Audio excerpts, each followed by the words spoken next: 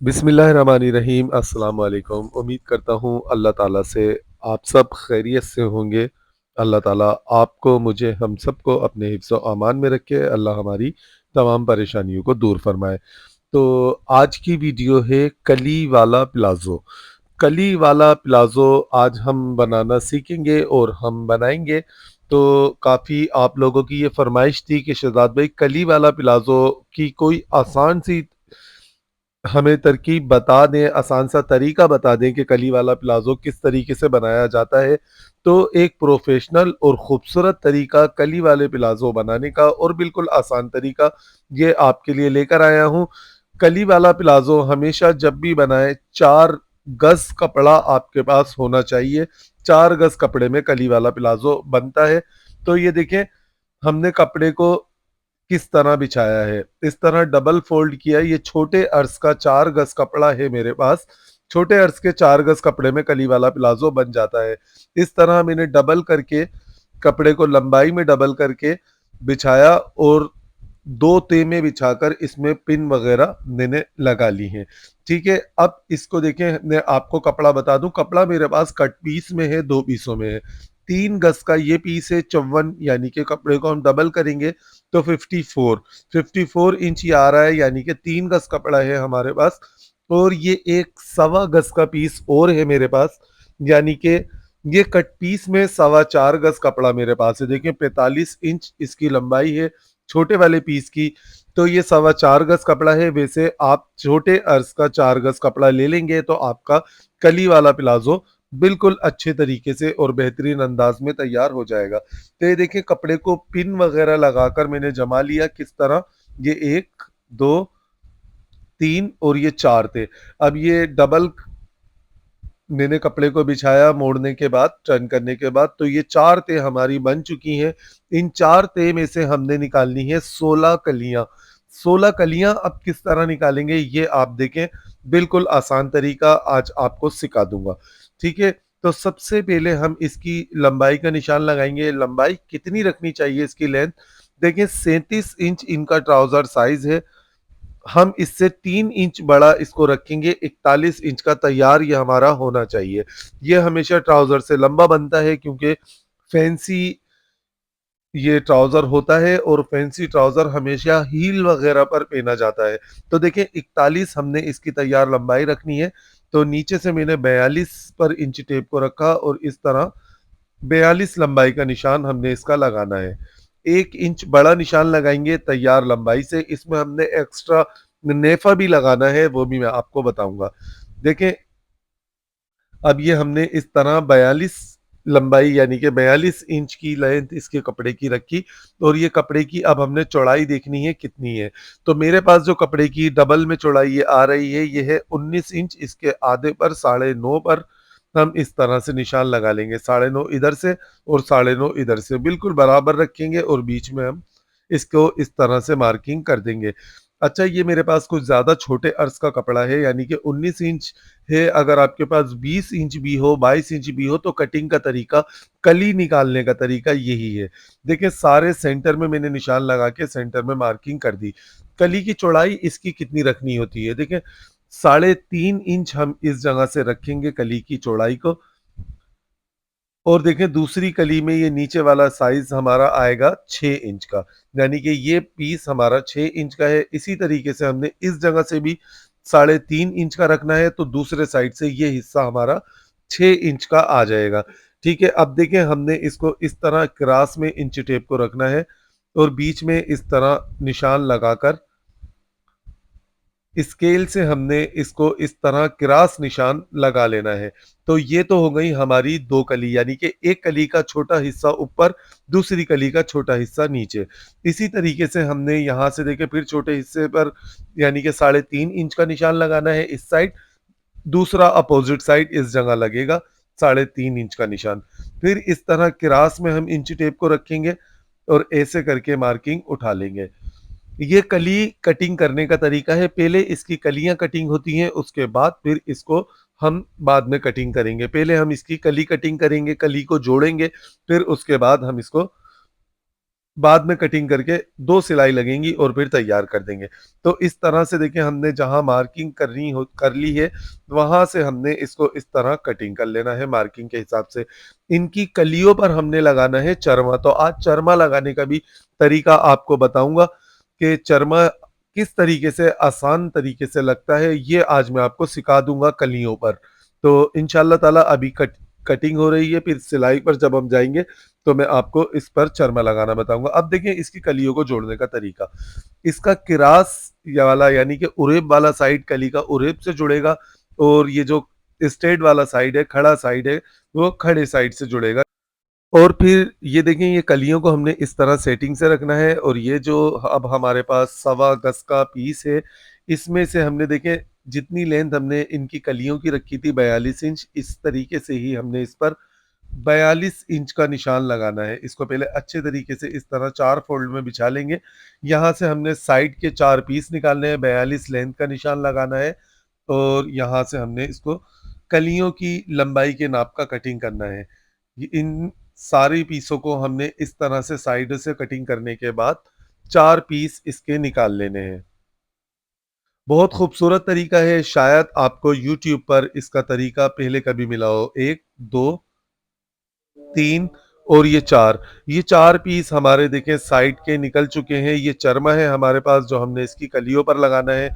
चरमा खरीदते वक़्त कलियों पे लगाने के लिए हमेशा ये देखें चरमा ज़्यादा बारीक ना हो, इस तरह का चरमा हो जैसा मेरे पास है। ये जो मैंने लिया है इनको कलियों पर लगाएँगे और ये जो हमारे पास 3 गज कपड़े में से पीस बचा था कलियां निकालने के बाद, यहाँ से हमने नेफा निकालना है। पहले इसका उरेब निकालना है। नेफा देखें जब भी आप लगाएं तो नेफा लगाने का स्टैंडर्ड साइज होता है 4 इंच। 4 इंच का कपड़ा हम इससे निकालेंगे तो 1.5 इंच का हमारा नेफा तैयार हो जाएगा। तो इस तरह से हम डबल में कपड़े को रखेंगे और यहाँ से छोटे अर्ज का कपड़ा है तो ये एक पीस में बेल्ट नहीं आएगा, नेफा नहीं आएगा। तो मैंने 2 पीस निकाल लिए। ये 4 इंच चौड़ाई में मैंने 2 पीस निकाल लिए हैं। चलते हैं मशीन पर, अब मैं आपको इसके सीने का तरीका बताता हूँ कलियों को। देखिए सबसे पहले हमने क्या करना है, ये जो साइड वाले चौड़े जो पीस मैंने एंड में सवा गज वाले कपड़े से निकाले थे, उस कपड़े को इस तरह रखना है। यहाँ पर हमने इस पर रखना है चरमा। ये सबसे आसान तरीका है कलियों में चरमा लगाने का। नए सीखने वाले देख लें, उनको उनके लिए शायद ये नया तरीका हो। तो इस तरह से आपने चरमे को रखना है, कपड़े का आधा इंच का दबाव छोड़ के और चरमे के बिल्कुल सेंटर में सिलाई लगानी है ताकि ये चरमा हमारा इस तरह आधा आधा नजर आए, आधा अंदर सिलाई में दब जाए और आधा बाहर शो हो। चरमा हमेशा इसी तरीके से लगाया जाता है। देखें पहले हम इस साइड पर इस तरीके से देखें हमने चरमा लगा लेना है। नोट करें, बिल्कुल आसान तरीका है। आधा इंच कपड़े का मार्जिन रखना है, चरमा डोरी को इस तरह रखना है और यहाँ पर हमने एक साइड पे चरमा लगा लेना है। अब कली इसमें किस तरह जुड़ेगी देखें, ये नोट करें। यहाँ से हमने इसको इस तरह पकड़ना है चरमे को और आधा इंच कली का दबाव लेना है। जिस तरह हमने पहले वाले पीस में आधा इंच का दबाव लिया था, इतना ही कपड़े का हमने कली में दबाव लेना है, यानी कि इसके कपड़े को दबाना है कली के और यहाँ पर लब की सिलाई लगानी है। नोट करें, बिल्कुल इस तरह लब की सिलाई लगानी है और खूबसूरती से लगानी है। सिलाई आपकी चौड़ी पतली नहीं होनी चाहिए, बिल्कुल किनारी पर लगनी चाहिए कपड़े की।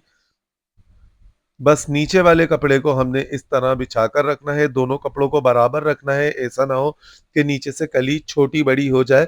बस आपने इस तरह से देखते हुए यहाँ पर सिलाई को लगाते जाना है तो ये इस तरह से हमारी एक कली जुड़ जाएगी बिल्कुल आसानी से। देखें इस एक पीस के बाद यानी कि इस एक साइड वाले चौड़े पीस के बाद हमने 8 कली जोड़नी है और फिर उसके बाद वापस से ये चौड़ा पीस जोड़ना है। नोट करें, देखें कितनी फिनिशिंग से ये आधा चरमा दब चुका है, आधा चरमा निकल चुका है बाहर। ऊपर तक आप इसको नोट करें, कहीं से भी चौड़ा पतला नहीं होगा, बिल्कुल एक जैसा होगा। ये बिल्कुल आसान तरीका है चरमा लगाने का। अब देखें इस पर दोबारा से हमने कली पर इस चरमे को इस तरह रखना है, यानी कि साइड में चौड़ा पीस लगाने के बाद हमने 8 कलियां जोड़नी है और 8 कली लगाने के बाद फिर दोबारा से हमने चौड़ा पीस जोड़ना है। तो इस तरह हमारी एक पाइंचे में 10 कलियां आएंगी ट्राउजर के। ट्राउजर बनने के बाद वो मैं अभी आपको दिखाऊंगा, इसका घेर दिखाऊंगा कि घेर कितना बड़ा है इसका और कितना अच्छा घेर इसका आएगा। बिल्कुल इसी तरह से हमने फिर इस कली को रखना है और इस तरह हमने कलियों को जोड़ते जाना है।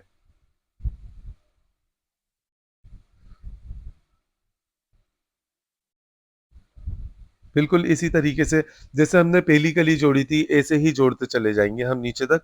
इंशाल्लाह ताला आने वाली वीडियो में मैं आपको चाक दामन पर कटवर्क करना सिखाऊंगा एक साथ, कि कटवर्क किस तरीके से किया जाता है, और फिर उसके बाद ऑर्गेन्जा का बॉर्डर भी लगाऊंगा पूरे राउंड में। तो वो वीडियो आपने ज़रूर देखनी है।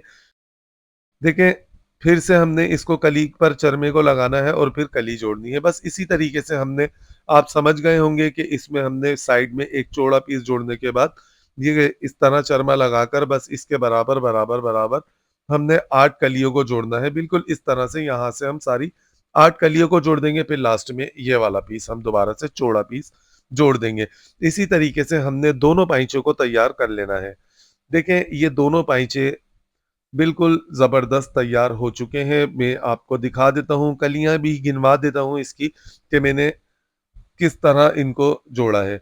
नोट करें, ये देखें साइडों में हमारे ये चौड़े वाले पीस आ चुके हैं और इस जगह 1 2 3 4 5 6 7 8 8 कलियां आ चुकी हैं। यानी कि जब ये ट्राउजर बनकर तैयार होगा तो एक पाइंचे में 10 कलियां होंगी। देखें कितनी फिनिशिंग से ये जुड़ चुका है। ये पीछे वाले सारे जो धागे निकल रहे थे यहाँ पर मैंने ओवरलॉक वगैरह इसको करवा दिया है ताकि धागे वगैरह कुछ भी ना निकले इसमें से। तो अब इसकी कटिंग करने का तरीका आप देखें। ये सबसे पहले दूसरा पीस भी देख लें, ये दोनों पीस हमने इस तरह से बना लिए हैं। कटिंग करने का तरीका अब इसका बिल्कुल आसान है, वो भी मैं आपको बता देता हूं। और फिर इसको सीना तो बिल्कुल ही आसान है। कटिंग करने के लिए देखें, इसको हमने इस तरह से बिछाना है सेंटर करके एक पीस को पहले, और इसको अच्छी तरह से सेट कर लेना है। पिन वगैरह इस पर लगा लेनी है और फिर इसके बाद हमने इस पर ये दूसरा वाला पीस सेंटर करके बिछाना है। बिल्कुल ऐसे दोनों पीसों को हम एक के ऊपर एक रखकर जमा लेंगे और यहाँ पर पिन वगैरह लगा लेंगे ताकि ये सिल्क कपड़ा इधर उधर ना सरके, इधर उधर ना हो। अब देखें, कितना ही अच्छा काम करने वाला हो, कितना ही अच्छा पुराना बनाने वाला हो, इस तरह का छोटा बड़ा लाजमी होता है जब भी हम कलियों को जोड़ते हैं। तो हमेशा इन कलियों को जोड़ने के बाद आप इस तरह से इनको बराबर कर लेंगे, बिल्कुल एक जैसा। ये सारी नीचे से देखें अब बराबर हो चुकी हैं। यहाँ पर लगानी है हमने डोरी पाइपिंग।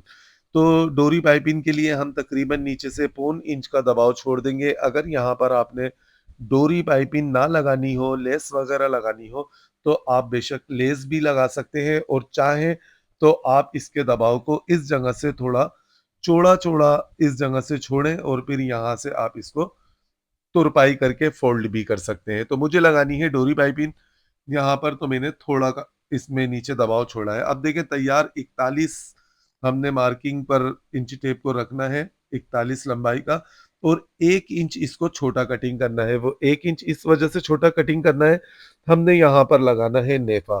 तो जब भी नेफा लगाते हैं, यानी कि तैयार नेफा 1.5 इंच का मुझे चाहिए, तो 1 इंच छोटा रखेंगे। अब देखें, इसको हमने ये निशान किस तरीके से लगाना है, ये वाला, ये निशान आप समझ लें। इनकी शलवार जो नाप के लिए आई थी, उन उसका शलवार का बेल्ट था, देखें, 26 इंच। 26 इंच शलवार का बेल्ट था इनका। तो देखें, इस तरह से हमने इसको आधा किया और 13 इंच पर मैंने ये वाला निशान इसका लगा दिया। अगर आपको ये भी समझ में ना आए कि ये निशान कितना लगाना चाहिए, तो आप हिप्स से इसको 4 इंच बड़ा करके लगा सकते हैं। अब देखें, जितनी कली की चौड़ाई ऊपर से आ रही थी ये लास्ट वाली, उतना ही निशान मैंने नीचे लगा दिया। यानी कि ऊपर से लास्ट कली की चौड़ाई जो आ रही थी उतना ही निशान मैंने नीचे लगाया, और इसके आसन का निशान हम लगाएंगे 14 इंच। 14 इंच निशान लगाएंगे तो 1 इंच ऊपर से हम इंच टेप को बढ़ता हुआ ही रखेंगे लेंथ से, और यहाँ पर 14 का निशान लगाएंगे। नोट करें, ये 14 इंच का जो मैंने आसन का निशान लगाया था, इसको हमने इस तरह गोलाई देनी है।